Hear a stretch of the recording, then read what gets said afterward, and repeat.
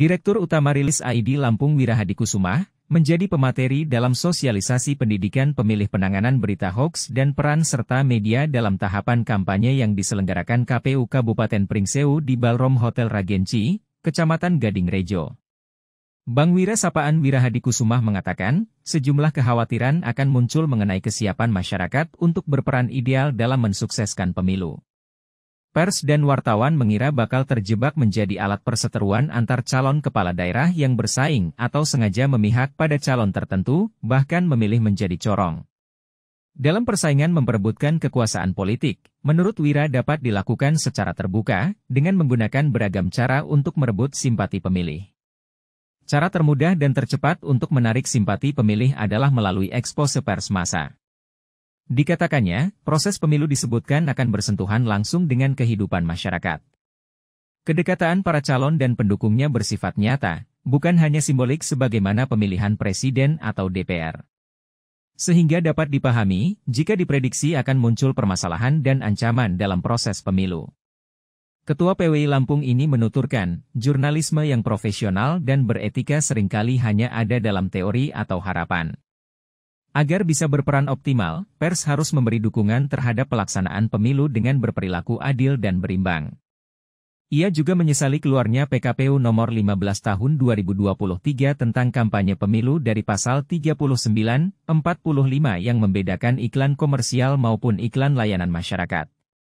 Ini harusnya menjadi domainnya organisasi perusahaan, bukan organisasi profesi pers. Organisasi perusahaan baiknya juga memikirkan nasib-nasib dari perusahaan-perusahaan media yang memang saat ini tengah dihantam pada disrupsi. Lahirnya PKPU nomor 15 itu membuat mengatur tentang penayangan iklan dan sebagai macamnya. Yang diatur iklan kampanye itu 21 hari sebelum masa tenang. Sementara bahwa kita ini, pemilu ini adalah masa panennya media, panennya berita, panennya juga iklan. Nah, dengan adanya PKPU itu, maka membatasi media dalam mendapatkan iklan. Sudah kita memang sedang ditimpa badai disrupsi digital, dengan adanya itu kan ada penurunan pendapatan, tambah lagi ada PKPU itu, berarti kan ini membuat kita juga terganggu dalam melakukan proses untuk mendapatkan iklan. Yang kedua, iklan itu juga kan sifatnya ada sosialisasi, bahwa KPU itu kan ingin partisipasi pemilih itu meningkat.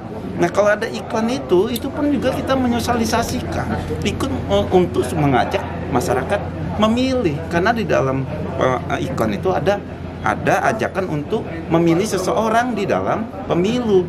Kan itu ininya, substansinya iklan itu juga. Sehingga tentunya ini harus menjadi juga perhatian organisasi perusahaan pers. Memang PWI akan juga berkomunikasi, mungkin nanti saya berkomunikasi dengan kawan-kawan perusahaan pers untuk supaya ini menjadi catatan kita juga.